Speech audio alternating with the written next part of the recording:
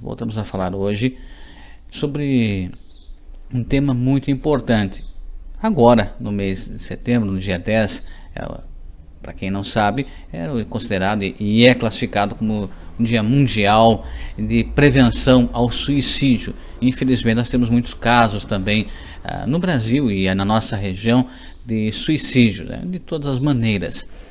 E para falar sobre esse tema aqui que está conosco mais uma vez a psicóloga que atende em São Mateus do Sul, São João do Triunfo, Rebouças e também em Curitiba, a Ilzanis, para falar sobre o suicídio. Até ela comentava comigo antes de iniciarmos aqui a nossa reportagem, e eu não sabia, né, que a primavera é um período mais propício, a primavera brasileira, para esse tipo de ação, para tentar o suicídio. É isso, Nilza? Seja bem-vindo. Olá, internautas, ouvintes. Olá, Cleiton, obrigado mais uma vez pela oportunidade. De fato, a primavera é onde a vida se renova, onde atitudes naturais do próprio ser humano, acompanhando a natureza, buscam por atitudes. E às vezes as pessoas que já têm essa ideação e planejamento vão fomentando isso durante o ano e na primavera acabam executando, vamos dizer, colocando o seu plano em ação. A gente vem saindo aí do inverno, que a gente fica mais tranquilo, mais restrito, né? Não tem assim aquele ânimo para sair. Então uma pessoa que tem depressão, ela vê os amigos, as pessoas familiares tendo mais atitude assim proativa e ele não consegue. Então aonde que a ideação e o planejamento ficam mais fortes até chegar na ação. O suicídio, o suicida, não há ligação nenhuma, questão genética, algum familiar, não tem isso? Tem, Cleiton, tem muito a ver. Por dois fatores. Existem genes, né, genes da genética humana que traz dentro da família já uma predisposição ao suicídio, né, inclusive a depressão também. E o comportamental, que uma pessoa que tem baixo repertório de lidar com situações difíceis, com frustração, e que apresentam na família, sejam, né, tios, avós, bisavós que tiveram suicídio, as pessoas entendem que aquilo ali é uma solução para o problema. Então, tanto comportamental quanto de gene, ele apresenta dentro da família. Então, uma família que apresenta uma situação de suicídio na família, as outras pessoas estão suscetíveis a ter a mesma ação. E também, Cleiton, a questão assim que o suicídio, ele vem de uma forma muito drástica. E de uma certa idade, né, conforme a idade que tem a faixa etária onde acontece mais, ele atinge no mínimo de 6 a 10 pessoas, diretamente. Pessoa se suicidou, 6 a 7 pessoas que tiveram contato, que tiveram alguma ação, são afetadas pela ação dele de suicídio. Quando é adolescente, pode passar de 15, né? Por causa do convívio, dos grupos, de mais gente que conhece tudo. Então, ele afeta mais pessoas quando é adolescente. Bom, você falou a questão da faixa etária. Qual que é a faixa etária que está mais suscetível ao suicídio?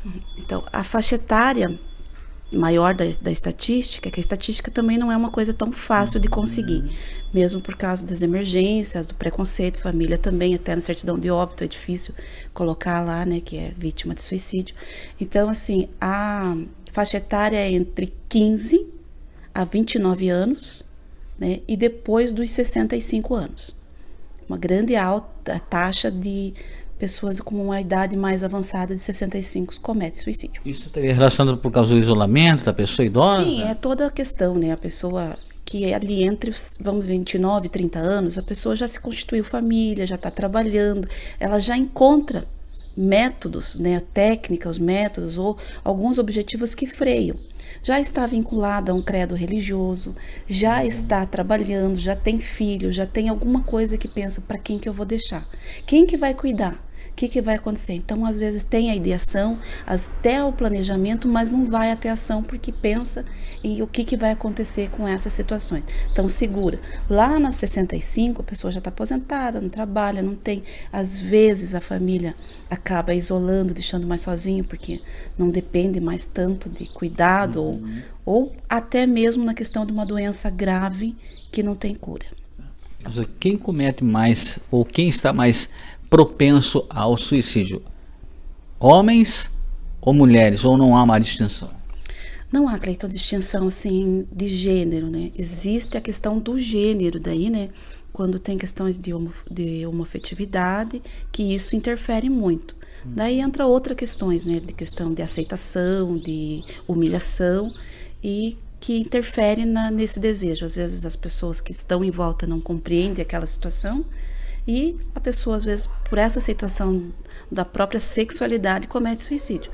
Mas ela não tem, assim, de dizer que homens cometem mais suicídio do que mulheres. O que acontece com as mulheres é que mulheres utilizam métodos menos eficientes. Por exemplo? Que dá para, né, acudir, dá para prestar socorro, que acode. A intoxicação endógena, seja por veneno ou por medicação, das mulheres, e a automutilação, né, cortar pulso, a garganta. Então isso consegue ainda acudir, e às vezes daí, como não morreu, é uma tentativa. Então isso acontece mais. Com os homens, eles estão mais agressivos, né, pela própria masculinidade, eles tentam métodos mais fortes, mais eficazes, que é queda de altura de nível alto, né, se jogam de alguma situação alta, ponte, prédio. Até recentemente, acho que finalzinho do mês passado, um reitor de uma universidade de Santa Catarina cometeu suicídio pulando do 5º andar do shopping. Então, assim, eles tentam esses meios mais eficientes. Tiro, né? É fácil conseguir uma arma no Brasil, infelizmente. Então, assim, o métodos que eles usam é mais eficiente. Nas mulheres, são métodos mais que ainda proporcionam o socorro. Mas a pessoa que tenta uma vez cometer o suicídio, depois de socorrida, como você mencionou aqui, eu vou colocar um exemplo de uma mulher, né? Tentou cortar os pulsos e foi socorrida. Qual que é a probabilidade de ela tentar novamente, uma vez que ela já viveu aquela situação? Ela pode novamente cometer, ou ela não, peraí, não é assim que funciona? Depende muito da pessoa, mas a maioria continua tentando. É aquela vara, é aquela máxima. Tenta uma vez, vai até conseguir. Água mole em pedra dura, tanto bate até que fura, né? Infelizmente é assim. Tanto que existe casos de que tem pessoas que tentaram 12, 15 vezes suicídio. Várias, né? Então, assim, a pessoa, como que percebe-se uma pessoa com uma ideação suicida? Ela fala a banalidade, né, a morte como banalidade. Se morrer não faz mal. Ninguém vai achar minha falta. Se eu morrer é um bom... Já isso é uma ideação. O planejamento é quando a pessoa já pensa assim, como será que morre mais fácil? O que será que acontece quando a pessoa vai morrer? Então, ela já vai, assim, criando estratégias de como. Busca na internet, busca em livro, lê reportagem. E também um comportamento de que a pessoa, assim, não prevê os perigos. Atravessa a rua sem olhar. Isso já é um comportamento suicida, né? Toma muita bebida, pratica esportes radicais, muito perigosos. Isso é um comportamento suicida. Mas daí tem a ver com saúde? Não. Você pode ter saúde não colocando o teu corpo em risco.